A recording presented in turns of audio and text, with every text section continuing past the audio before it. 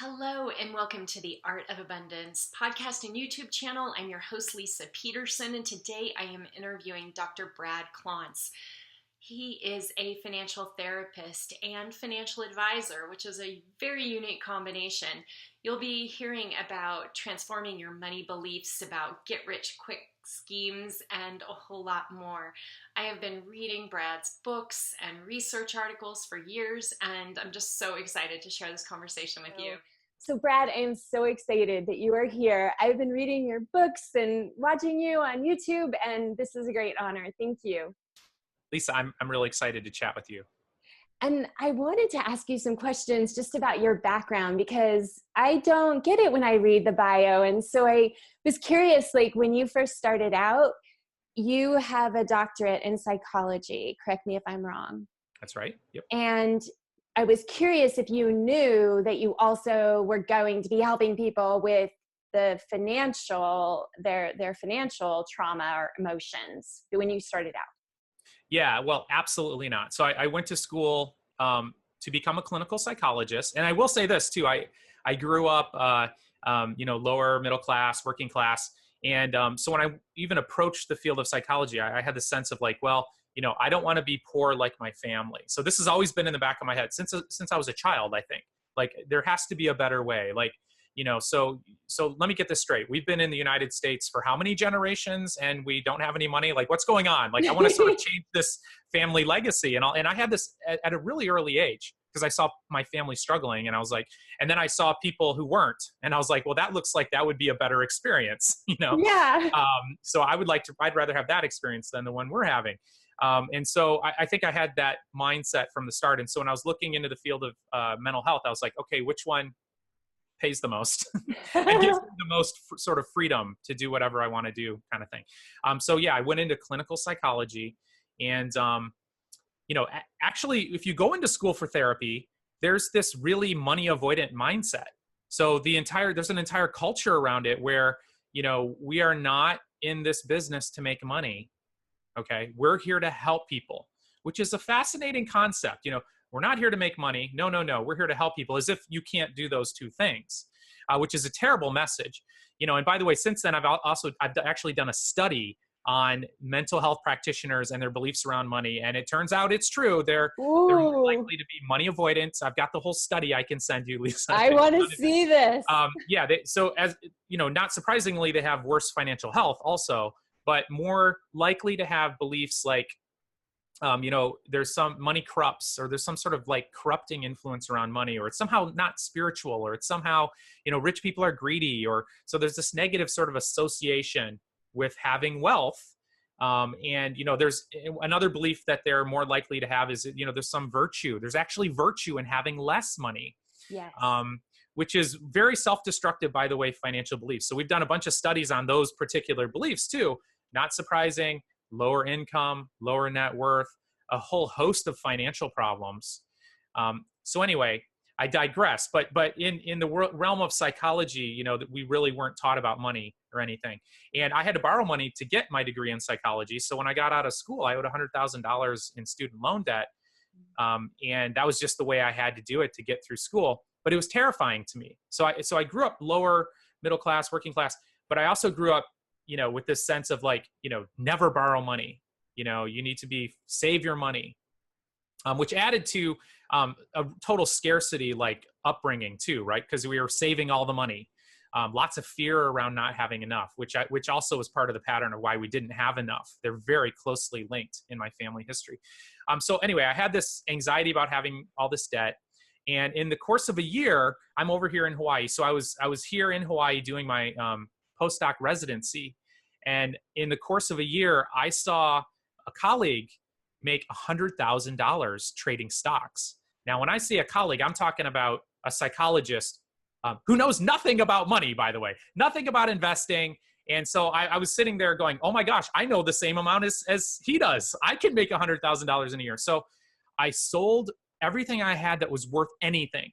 And so for me, that was mainly a truck that I had. And I cobbled together all the money I could, and I put it all in the stock market. And within a year, I was going to pay off my $100,000 in debt. So this is how I got interested. And then, as the story goes, I put it in, and it went great for about 3 months, and then everything dropped off. And when I say everything, I mean the entire culture. This was the tech bubble. So I put it in 3 months before the tech bubble burst, and so I saw which to me was everything. I saw it just started to lose it each day more. I had the feelings, the panic. Oh no, what did I do? Terrified. What do I do now? And so being a psychologist, at least I had sort of the mentality that if you're running into trouble, it's probably your fault. So that's actually a really good mindset, right? So because if it's my fault, that means I can do something about it. So I love it when I find things that are my fault. In fact, I'm hoping things are my fault because then I can do something about it. And so at that moment, I started to do what psychologists do. I did a lit search. I'm like, okay, so obviously I've run into trouble here around money. So what is, people have written books about this. They must have, there's been studies done on this. I'm just going to dive into my financial psychology so I can sort it out so that I can move forward. And I looked into the field and I actually found nothing. Wow. And that was astounding too, because, psychology's been around for 100 years or more, tons of study, tons of research, yet the whole topic of money totally avoided. Didn't make a lot of sense to me. Combine that with the fact that, for example, the American Psychological Association, they do a Stress in America survey every year. Well, what's the number one stressor for 3 out of 4 Americans? It's money. Mm-hmm. And what a like bitter irony that the thing that's most stressful for people, the mental health field, which is supposed to help people with stress, totally ignores it, which is fascinating. And I've done studies on that, which I'd mentioned to you previously. But I got really curious about my own financial psychology. And so what I did is I hopped on a plane, I went back home, and I interviewed all my family members. So I started to get like anthropological around this. Right? Like, okay, so I grew up in a tribe who's not doing well around money. And this obviously had something to do with my terrible decisions. So I interviewed my mother. I interviewed my father. I interviewed extended family members. I started to gather all the stories I could around why after all these generations are we so poor?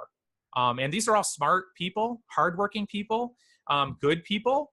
So it wasn't a lack of resources in terms of like human capital that has led to this. So I found some stories in my family history that just blew my mind, things I had never heard of. Like the big one that really stands out for me is that my grandfather lost all his money in the Great Depression. So imagine, saving, and then you go to the bank one day and they're like, hey, sorry, all your money's gone. That's what happened to him. Extremely traumatic experience. Extremely traumatic. And I use that word not lightly. That is a traumatic experience. It led to a whole life change for him around his beliefs. And so what I found out, and I didn't know this, my grandfather died in his 90s. I was very close to him. He died lived in a trailer park, really good guy. He kept all of his money in a lockbox ever since he was a young man and that happened. He never put $1 in the bank his entire life because he had that experience. So he had this belief, and a lot of my research is on money scripts, these beliefs we have about money. He had this belief, you can't trust banks with your money. 100% true back then, 100% true. And that's the interesting thing about these beliefs. They're all 100% true in a particular context. But it became extremely dysfunctional for him and my family and everybody when the context changed. So the universe changed. Like, actually, you can trust banks. The federal government came in, they started to guarantee bank accounts, so it actually became a trustworthy thing to do, but he couldn't shift his mindset. So anyway, this discovery for me has led me on a lifetime search. I sort of joke that within 2 weeks, I became the world's leading expert in financial psychology because psychologists weren't dealing with money. But it really has led to, like my career has been really focused on the intersection between our psychology, our emotions, our family upbringing, and how that impacts our financial life. And when you first started working on this, what was the reception? Like, what happened? Fabulous question. And I'll talk about it from 2 different angles. So the psychology side, I would describe it as crickets. You know, that sort of like deep, ominous silence. And really, you know, there's a reason why the mental health field has avoided the whole topic. I mean, you know, there's negative associations with it. Sigmund Freud, we could sort of blame him, the founder of psychology, interesting character, who said that the strongest symbolic connection in humanity, you know, he was big into symbols and dreams and all this kind of thing, was between gold and, you know, feces and dirty stuff. So there's like dirty connection mentally, you know, money is dirty. Ugh, don't touch it. And actually he was actually quoted as saying, rather than dealing with his own money stuff around his father, he'd rather just suppress it. His whole therapy was about, you know, bringing to consciousness what we suppress. But when it came to money, he's like, I don't want to touch it. So there's a whole history around that. And so I will say that when I did my first study on the treatment of money disorders, which was published in an American Psychological Association journal, it got rejected about 8 times from different journals. And the general sense was like, why are you trying to publish something about money in a psychology journal? So that was my original reception. Now, I will say that the 2008 economic collapse changed everything, because imagine therapists across the country who all of a sudden have people coming in and they're devastated because they lost their retirement, they lost their home. So I think that cultural event sort of had a shift. And since then too, I have to credit the American Psychological Association. They gave me, one of the presidents gave me an award for innovative work in the area of financial psychology and that kind of thing. And there's more and more work being done in that area. So I think it's been really fun to be a part of that, because, you know, them being open-minded may have never happened or happened long after I was dead. So I'm actually really happy that I get to see it happening. So that's on that side. And then on the other side, the financial planning group of people, I have found them incredibly receptive from the start, because they actually, the most financial planners work with actual human beings. So you don't have to convince them that, you know, there are these psychological, emotional factors that impact people's relationship with money. So I found a very receptive, that to be a very receptive place to publish research and do work. Yeah, I think it depends on what areas of the financial advising world you are, because I came from the larger institutions that I was doing the work that I do now as a financial advisor in one of these companies, but it was like at coffee shops and like behind closed doors. And I was starting to get into asking people about their money stories, because what I always say is as an advisor, I've always had this super intuitive part of my life. And then I worked with people in their money for, 20 plus years. But when I became an advisor, that was the really big wake up call, where I would know people for years. And the minute they would sit in front of me, like their butt hit the seat to talk about money, they became completely different people. And I was like, where did that person's energy just go? Like, they're no longer in the room with me, and I could no longer have the same kind of conversation. I either became a bad person, or, someone who was just going to try and sell them something, or they couldn't understand English as I tried to explain the financial instruments. And that was the catalyst for me to know that I ultimately wanted to devote my life to this. But this is what you're saying is so interesting to me, especially about the therapists, because what I often find is people will come to me, and like I said, it's more of a spiritual slant because I don't have a psychology background, but people will come to me and they have gone to therapists for 10, 15, 20 years and never once had a conversation about the money. And I mean, but I also feel like we can't help people with this work if we haven't done it for ourselves first. So I'm curious, as you go out and you teach therapists, are you asking them first to do this work solely in their own favor and benefit? Yeah, so fabulous question. And I'm gonna give you a little bit of a reveal here. So one of the classes I teach at Creighton University in the Heider College of Business is called Introduction to Financial Psychology. Okay. And so actually for all my courses, my secret agenda is to encourage the transformation in the relationship with money of all the students. So these are students who are actually practitioners. They're financial planners, they're therapists, their coaches, that kind of thing. But I believe it so strongly, Lisa, what you said, that we need to do our own work first, that's how I design my courses. So for example, in my Introduction to Financial Psychology course, actually, anytime I get in front of an audience, anytime I have the opportunity, I'm always trying to do therapy on people in the sense that I want them to, I think to really understand money scripts, the best way to understand it is to think back to your parents. Like, what did they teach you? What did your mother teach you about money? Either directly, indirectly, her behaviors, what she said, what she didn't say. Like, did your parents not talk about money? That's a huge message around money. It's scary or it's dangerous or whatever it's behind that. But I think it's so important for us to know ourselves if we want to try to help anyone else. And it's also, I think it's fascinating. I think it's fun. Like I said, I love discovering things that are my faults or mistakes that I've made that I can then go ahead and have some power to correct. And for me, there's something really cool around the whole concept of looking back on an entire family system that may, generations back, that may be moving in a certain path, and to find yourself in a position where, you can start to shift and move the ship moving in another direction. To me, that's a really passionate concept for me and a mindset for me around, as I'm transforming my own relationship with money, I'm doing this for future generations. I'm doing it for the family name. I mean, however you want to frame it. But to me, it's something that's really exciting. And so it's, anyway. It's so cool. I get passionate about it. Me too. I'm so excited. One question that comes up a lot, and I'm actually writing about this in my book, and I'm really curious about your perspective, is people who say, I've done my money work. What happens for you? Like, yeah. So, I mean, I think that's great. I've done it. I like to say that I'm doing it, Yes. I'm more of a fan of it being a process versus an event, because anytime I start to think like, for example, I'm married. And so, things are going really well right now, Lisa, in my marriage. So great. I have a good marriage, right? So I've achieved the goal.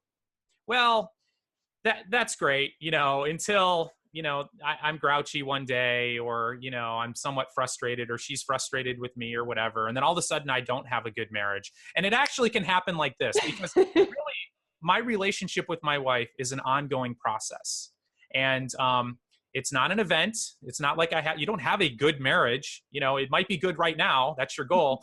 But I look at my relationship with money in a very similar way. It's like, I know a lot about my relationship with money. I'm researching it, and it's still a focus of my life. Like, it's something that's an ongoing relationship that hopefully gets better, but it can also get worse. So anyway, that's the way I look at it. It's so beautiful, because this is what I've had to realize for myself, because I think people might come to us and think, well, you spend all that time working on it and reading about it and doing these research projects. You must have it all figured out. And I'm like, okay, let's just start there, because if you know that I will never be done with this, then you can take yourself off of that idea that it's just something that you learn, and then you don't have to pay attention to it anymore. It's not like that. It's also, to me, one of the most interesting ways to learn about yourself, because like you said, you can learn things about your family history. You can learn things about the way that the people in your life think about money. And every time you learn something new, you're expanding your opportunity to love and appreciate people at a deeper level.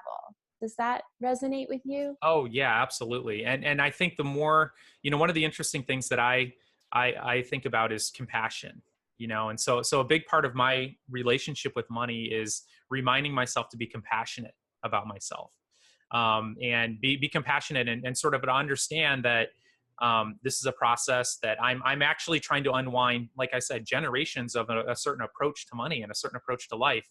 And so it's very, it's impossible, frankly, for me not to kind of fall back into I'll have a feeling around money or an expenditure that's really old, and it comes, and so to be aware of that feeling's coming up and being compassionate with myself around it and noticing it.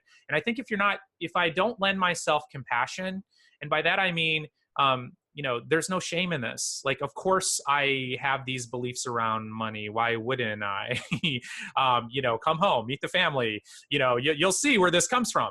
Of course you have the beliefs you have about money. And of course those beliefs lead to certain results.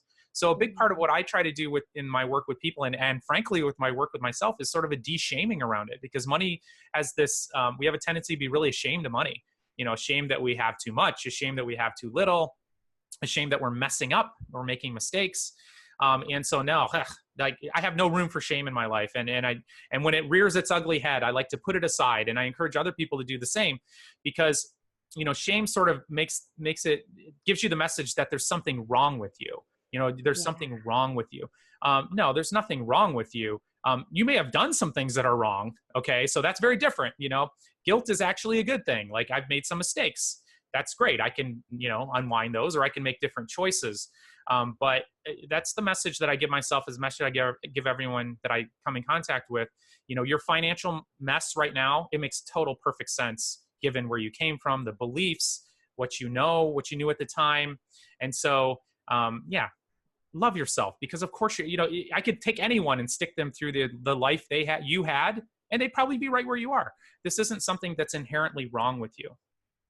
So helpful, because that was the biggest thing, was the shame. I think that is the stigma that our culture has perpetuated, because of the media's fascination with the glossy and the Kardashians of the world and all the money and all these stories that are just kind of glossed over.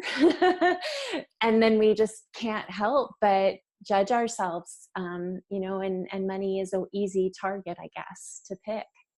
Yeah, that's so true. And it is one of those things that finds its way into your living room, like, into your phone, into your media. It's just constantly in your face. And it's all basically a lie. Like, I mean, it really is. It's not the truth. And I say that with conviction, because actually I wasn't sure if it was. So I did some research on it. So I've done studies on this. So, I did a study with Paul Sullivan, who's a columnist at the New York Times, and we did it on the psychology of wealth.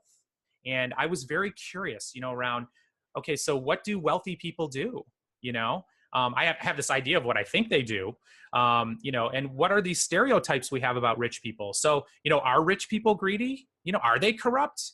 I don't know. So this is the scientist, like, part of me wants to say, of course not. But another part of me, maybe they are. Let's do some research on it.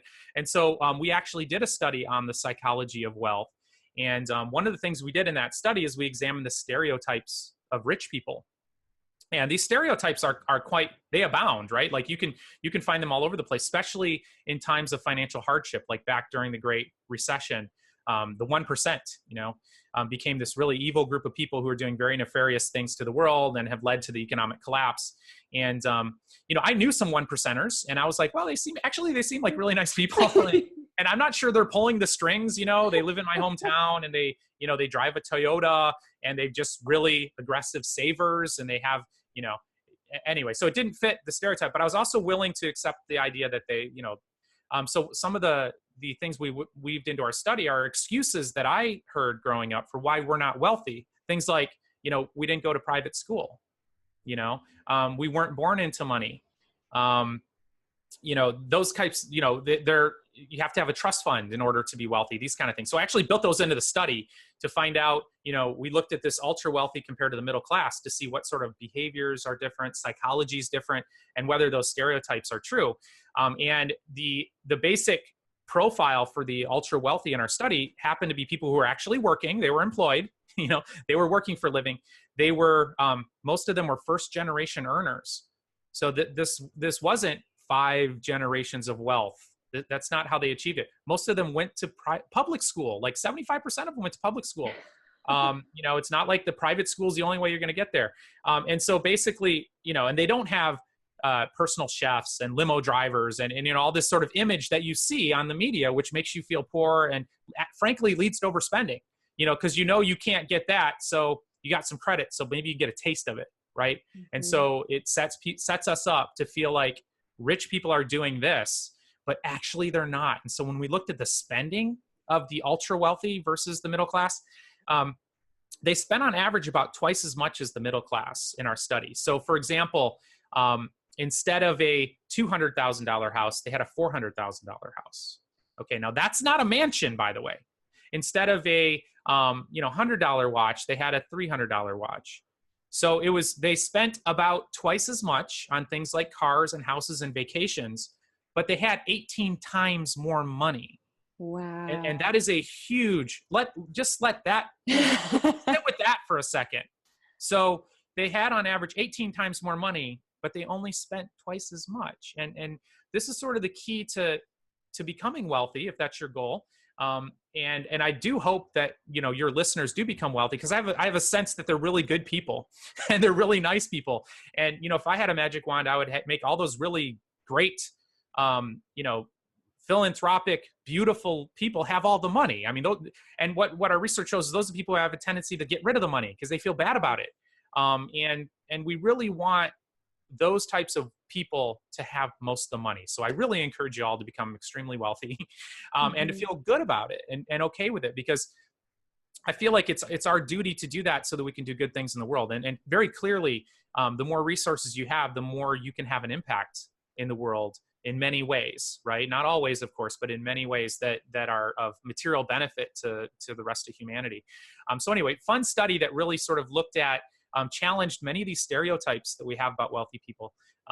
It just didn't pan out. And also their spending habits just do not match with what you see in the media at all. Like, the only way to become wealthy is to actually not spend your money. I mean, you have to actually save it and put it to good use.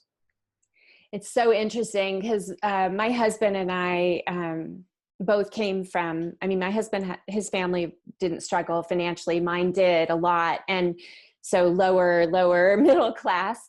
And so I made money really important to me, and my husband, it wasn't so important to him like me, but he sort of followed my lead, and we became, millionaires mid-30s because I had made it so important. But what I also started to learn is I had also created this obsession that money would solve all of my problems. And that has been really fascinating. What I also find fascinating is most of the time people come to me who have similar backgrounds, where there was a lot of what you talk about in your book in Mind Over Money, the disorders. So we have a lot of childhood trauma and abuse and other things that are showing up and perpetuating some of our challenges around self-worth that get translated into money. But what I'm fascinated by is how there can be these two extremes. Some people make it as the God, like I did. Other people go into more self-sabotaging behavior around debt and being under earners and a lot of other stuff. But in my research, and I'm curious about your own, it's actually just two different ways of trying to solve the same problem. Yeah. So I've got a couple thoughts on that. And one is that the research actually totally supports what you're saying. So in our studies on beliefs around money, we found, and it's so ironic too, like people who have the strongest dislike for wealth and money also are much more likely to believe that money will solve all their problems. Now, isn't that interesting? Like, things would get better in my life if I had more money, and money corrupts, and there's actually virtue in having less money. Now, wow. And what a roller coaster those beliefs are. Highly correlated. So if you believe that money's bad, you're significantly more likely to believe that it's also going to solve all your problems.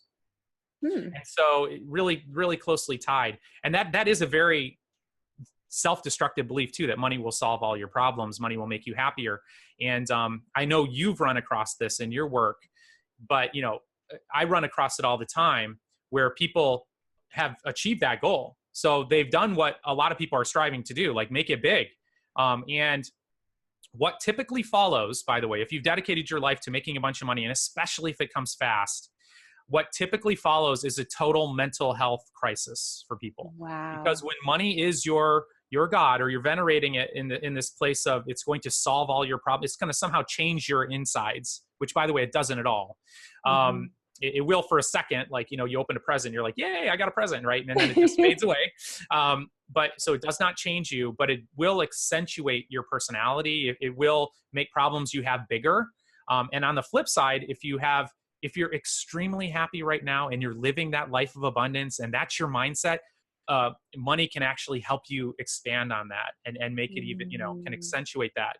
But really the key is you have to be happy right before you get it, or you're not going to be happy at all when you get it. And actually, when you get it, you could be way worse off, because if it is this dream that once you achieve it, you're going to have happiness, and then you actually finally get it, oh man, good luck, because now you're going to have to redefine your entire reality.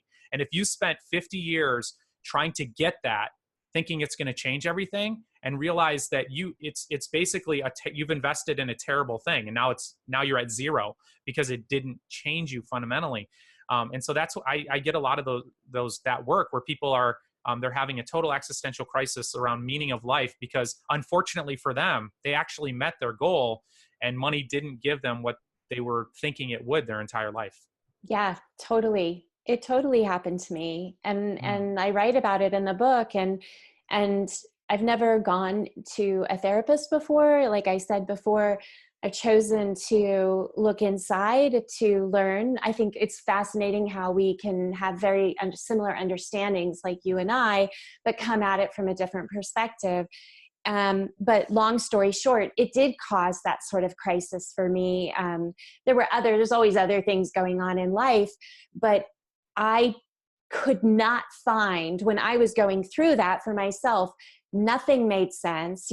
Probably that's when I came across your books and other books, and I started to research Soul of Money and George Kinder and what he was up to, because I couldn't understand why it wasn't unicorns and rainbows at that time, which, catalyzed me into this whole business, which is I'm grateful for, because I know that there's people are going to find all of us in different ways in the world, right? I'm so excited that you're here. And I'm curious, with all this research that you've done, is it publicly available or, Yep. So the research that I'm talking about all have been published in professional journals.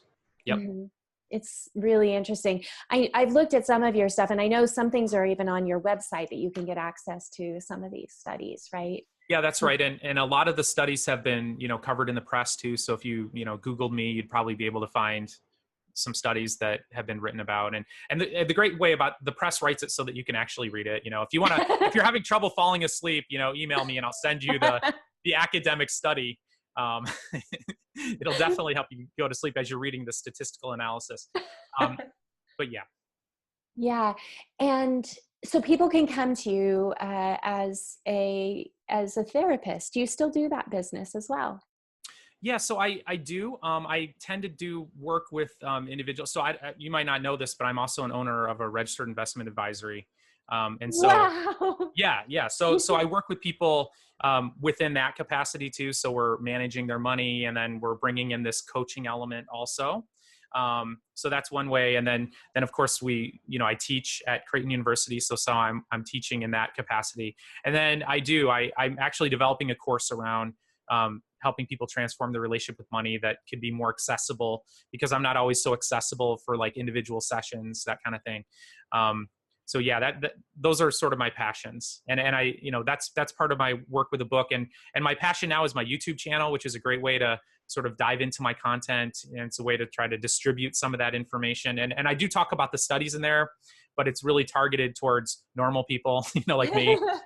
Like I always felt like I was an imposter getting my doctorate, because you and I think might have grown up in a similar neighborhood, so I always felt like, that was sort of inaccessible to me, like to enter into those higher academic realms or whatever. And so when it comes down to it, I have sort of like a middle class, working class, below middle class here, but lower sort of way of understanding things. And so I really try to make things so that, if I can read it and understand it. So for me, the academic language is actually a second language that I had to learn to write. So I'm a big fan of distributing information that people can actually use and understand. So. Right. And I noticed that. Do you have time for one more question? Sure. How do you integrate the work that you're doing as an advisory practice? Yeah. So, well, that's a fabulous question. It's something that is an ongoing evolution for us. But one of the things that we do is we have an assessment of money beliefs. So one of the things that, as I said, when I got into this, I would have actually loved to have probably read your book transformed my life, and then I'd probably be doing something else. But I actually had to sort of create a bunch of things because it didn't exist. And so one of the things that we wanted to do was, help people transform their relationship with money. And so how do you test whether that works? So one of the things I had to develop, which I'm glad I did, is a test of money beliefs. So, and this is a test, and it gives a bunch of different money beliefs. And it's something that we've used with thousands of people in our studies because we wanted to find out, do these beliefs really impact financial behaviors, income, net worth, that kind of stuff. And then number two, as we're developing ways to help people change their beliefs, do they work? So like, can we actually shift people's beliefs? So, before you have the intervention, after, that kind of thing. And so that's one way we do it. So, on our website, we have a money belief questionnaire that people can take for free. It'll email you the results. So that's one way that we do it. And then for clients who want a deeper dive, we'll do some coaching with them. So not just like, here's your financial psychology, but, you ran into this all the time in the industry too. Like, how do I help my kids around money? Like I want to pass down money to them. How do I not spoil them? Or another common one is, how can I pass along my values to my kids, not just my money? That's a huge thing, right? So how do I have conversations with my kids around money? How do I get on the same page with my spouse around how we're going to do retirement or how we're going to save or our risk tolerance, all those kinds of things. So I think within our registered investment advisory firm, I've trained all my partners in financial psychology. And so it's how do we ask the right questions? How can we be present with the client and do more listening than talking? Like, we really want to draw out what's important to them. And not sort of impose our values on them in terms of what they should be doing with their money or how they're spending it. So we integrate it in sort of a client-facing way around let's dive deeper into your financial psychology and understand that, and so we can understand you better and you can understand yourself better. And then also weaving it into the conversations we have with clients throughout. Like we're there for more than just managing your money, which we happen to be good at, but I'm much more interested in working with you on what's important to you and what are your goals for the future and what are your passions and how can money, like what is money? Money's nothing unless we can find a way to help it, live a life of abundance. How can we use these resources to really, get you where you want to be, or in a family way, in an emotional way, in a spiritual way, what is your meaning and purpose on earth? So that's the way that I think that I like to approach it. That's really, really awesome. I had no idea, but I knew you're a CFP, right? So I knew you had that training, which is no easy process to go through, in addition to all the other things. But this has just been such a great conversation. Like, I'm so excited to have the connection and to learn about what you're up to. I have a lot of clients who, once they've done the work, because I've not chosen to continue the advisory piece, it's exciting at the idea that they could go and have it be more customized and that they know that we're all speaking the same language. That's the other piece, because a lot of advisors just don't understand this. They'll take maybe a few hour class about behavioral finance, and that's different than what we're talking about here. Yeah. And in our firm too, like, and this will resonate with you too, but like fee only, like to me, the fiduciary thing is hugely important. And so, I'm sure you mentioned this to your listeners too, but, find a fiduciary if you're looking for that actual like hands-on help. Make sure that they're, and coming from the field of psychology, is sort of like mind blowing to me that there actually exists people who aren't, who don't have to do, in the realm, because it just, but anyway, that's the message I always try to put out into the world too, is, you need to find somebody who's sort of legally obligated to do what's right for you. And that way you can sleep comfortably at night. Yeah, I love it. Well, Brad, this has been so much fun. And I just want to make sure, where are the best places for people to find you? The YouTube, your name, Brad Klontz. Yeah, Dr. Brad Klontz is the YouTube channel. Okay. And then the website. See the financial psychology. Yeah, so the website, Your Mental Wealth Advisors, Your Mental Wealth, not health, yourmentalwealthadvisors.com. That's where you can find the money script questionnaire. And it's a fun thing. It'll dive into your psychology. It'll put you on the scales that we've used in our study. And the great thing is we've done dozens of studies now. So based on your money beliefs, it'll flag things for you, like what things that you're at risk for. So it's a great way to get to know yourself at a deeper level. That's quick, and it doesn't require a therapy session. I love it. That's great. And on the financial advisory, will they find out about that from that site, or is that a totally? Yeah, that's the website for my registered investment advisor. Perfect. This is great. Thank you so much. Yeah, thanks for having me.